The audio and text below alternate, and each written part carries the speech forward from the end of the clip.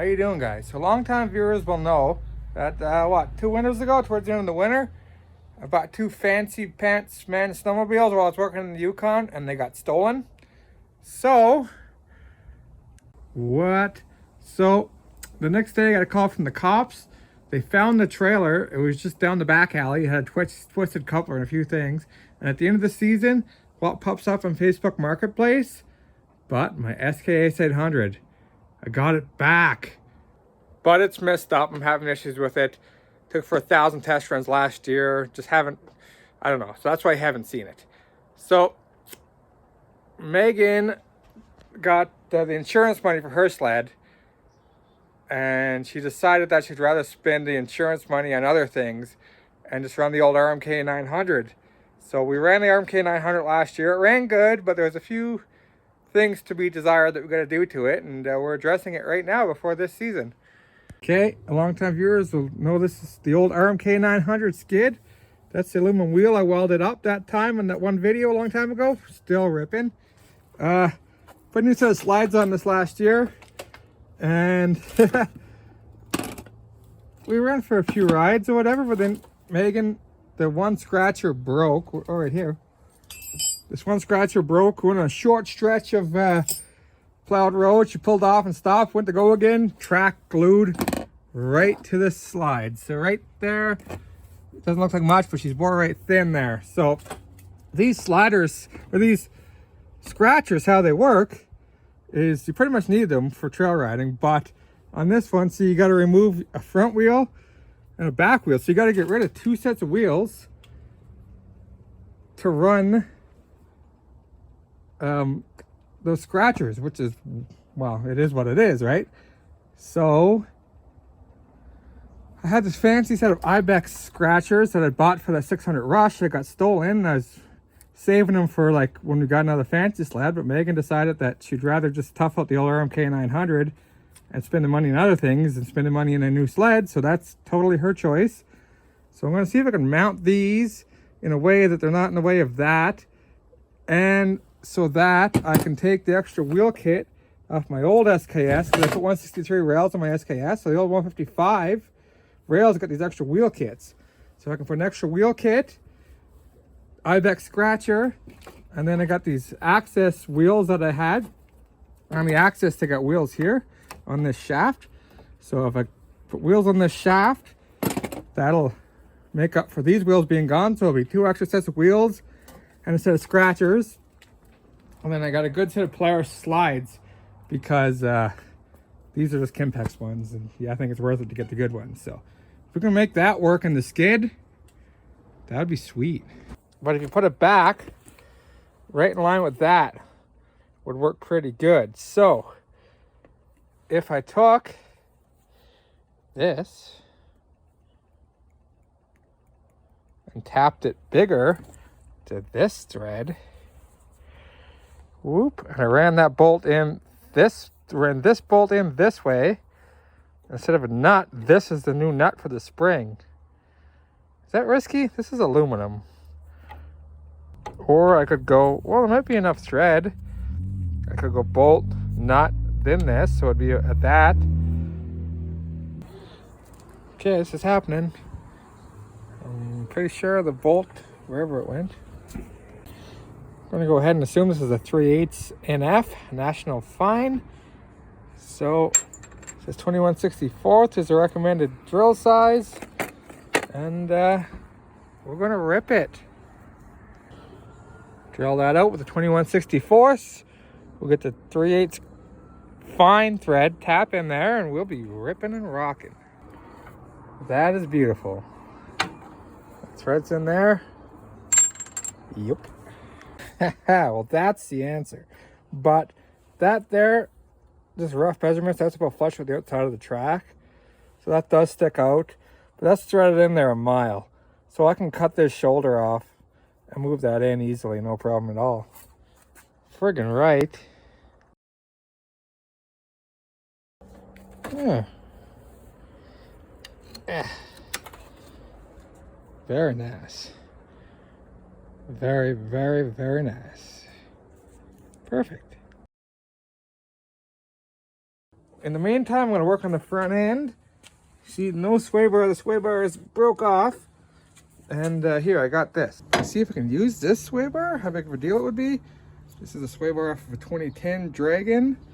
And these are 2010 Dragon spindles that are supposed to be upgraded geometry and provides an easier steering effort on the Dragon sleds. So I'm going to upgrade the spindles and re-add a sway bar if this sway bar will work. And that'll be a nice upgrade. Just to go through it here. All new sway bars in, that's the old one. So these are the mounts that go on the body of your sled. There and there. Front of the sled that way. So this hole here is a rivet, a heavy duty steel rivet that goes into your bulkhead. And then around here goes that and 2 bolts. So you only have to remove these 2 bolts on each side. You do not have to remove these brackets. You can leave the rivets in because you see how these, they have a slot and they're kind of bendy.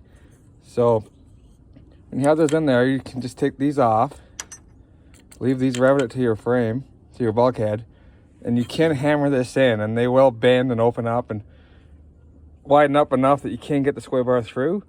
You got to force it. It doesn't seem like it'll go, but it does. So the only other thing I had to do, I don't have the front elevator right now, but the only other thing I had to do was this, the bolt here for your low A-arm. The rear bolt for the A-arm, I had to, remove that nut and knock the bolt back for clearance for this to come through. And obviously on the other side, I had to remove the A-arm. But it does hammer through without disturbing the rivets on these brackets. Just a note. So sway bar is in. There's the new spindle. Whoop. And there, that's an old spindle. So this is a left and this is a right. Here's a 2010 Dragon spindle.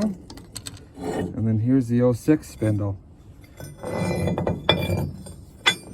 And now, if you line the hole up, you can see the 2010 spindle is quite a bit taller. And then you see the top's pretty well the same height on the top. And then the difference in the angles on the bottom, how this is it's more, I guess, a rake and trail. It's a straighter rake and it doesn't trail back as much as this one does. It's a more straight out angle, so your ski actually sits farther ahead. And that's this new one's supposed to be easier steering effort than the old geometry, so we'll see how much of a difference it makes. New 2010 spindle, new sway bar.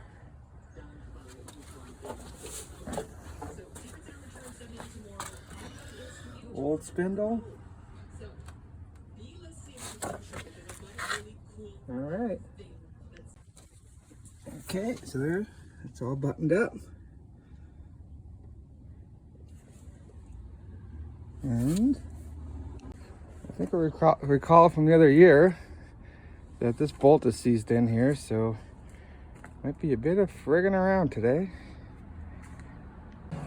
Yep, that bolt is 10 out of 10 seized in there, so okay. Okay, after some messing around with a few different things, I made the decision to cut the bolt flush on each side and try to drill it out. Not much you can do with heating and stuff because it's a plastic ski. So I'll just try to get her that way. Yeah, that was me, I did that. Okay, well I got this far. Drilled out. That's all seized to that bolt. Hopefully I can salvage this stuff. And they're kind of hogged out there. They're okay on the inside, but I have another set of beat up gripper skis I can get a set of good bushings out of, so I might just do that. Yeah. Other than that, the front end's all buttoned up real nice. Well, it took a lot of heating and beating, but I got that bushing out. And I got her installed in there. I had this set of gripper skis that they're getting pretty pounded out here. So I took the drilled out bushings through them in there, took the tight bushings from there, pressed in there nice and tight. And I also got the bolt out of this ski, so I can just scam the parts off this ski for this ski and get this thing back together. Okay, so first I couldn't get the bushing in the spindle, so I just flopped this to clean it up a bit. And then the bolt wouldn't go through the friggin' bushing. And I noticed the first bolt I grabbed was bent. This one still would go through, so it must have bent. They must have messed something up when I smashed it apart or something. But anywho, so I was able to run a drill bit through it. Still nice and tight. Ran a drill bit through it. Got that bushing working, so it should work now. So I guess apparently this front shock shaft on an axis is slightly smaller diameter than the old 2006. I guess because the spacer bushings I got fit on nice and loosely, no problem. But the bearings for the axis wheels wouldn't fit on this shaft. So these are just old used bearings anyway. So I just took a die grinder and just opened up these races a bit with the die grinder to get a nice snug fit on the shaft. Worked good enough. I think I'm going to move these wheels to the inside. I was looking, and I think mostly in these older sleds, this wheel here goes on the inside, so that one's on the outside, and the inside I think just counteracts twisting of the rail. So if I move that to the inside, I got the shock rebuilt. Again, it got rebuilt last year and was leaking again, but he fixed it for free. So a rebuilt shock. New Polaris slides on there. It's got the good Polaris Hyfaxes, not the Kimpex ones that was on it before. Right, the cool scratchers. I bought all these spacers from Polaris, from CycleWorks. They're the spacers for this shaft to accommodate these wheels. This bushing might be wider than the Axis one. I think it is, so I'm going to have to cut the inner bushings down to accommodate that. But yeah, man, we're getting there. And there it is. The outer spacer also will not fit on the shaft. So that front shock shaft in an Axis is slightly smaller diameter than on this one. And it's funny because over there in my box of parts, I have some shafts for other parts of the Axis skid, aluminum steel shafts, and they're all that bigger size. So just that front shock shaft right there, I guess it's slightly smaller diameter than the rest. Weird. So now I just got to, well, it's not a big deal. I just have to open these bushings up or just make new bushings the exact length as these. I can take these bushings and cut them down, I suppose, or something. Not a big deal. We'll figure it out.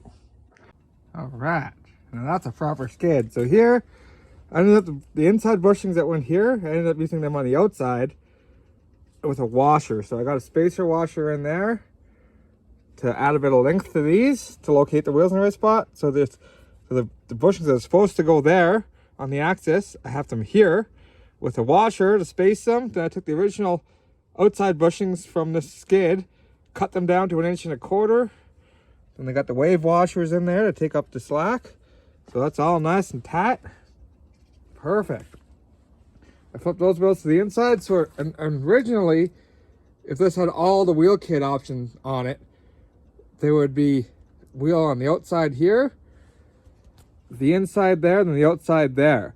And what people were doing was they were taking off this wheel, because when scratchers started coming about, yeah, you had to sacrifice this wheel in place of your scratcher. So then they didn't have these wheels in, so there was no wheels. There was a wheel here, and the whole front, there was no wheels in this thing, man. No wonder it was eating slides up. So now, luckily, with the Access skid, they added these wheels. So now I'm able to run wheels there, scratcher, inner wheel. Beautiful. And this skid has the tip-up rails. Like when you're driving on the hard trail, you see the back of that skid's like not even touching the snow. It's in the air. So it's, yeah, you don't need wheels back there. It's perfect. So there's all the wheels. There's the scratcher. Yes. That's nice. Yeah, I flipped these to the inside. That's a proper skid right there. That's just going to glide down the trail.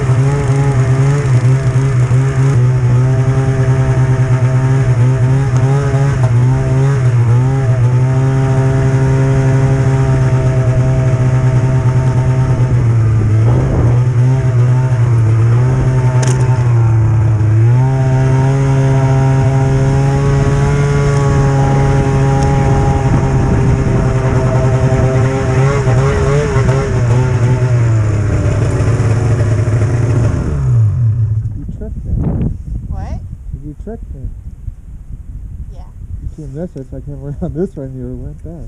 Oh. Did you get some footage? Yeah, you were ripping. It's flashing red. You're just going.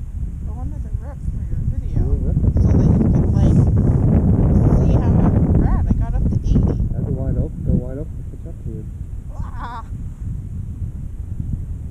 It's flashing red, it means it's still playing. What? Still on. Oh, they got a cover like ours. Oh, yeah. It's flashing red. That means it's going. Oh, okay.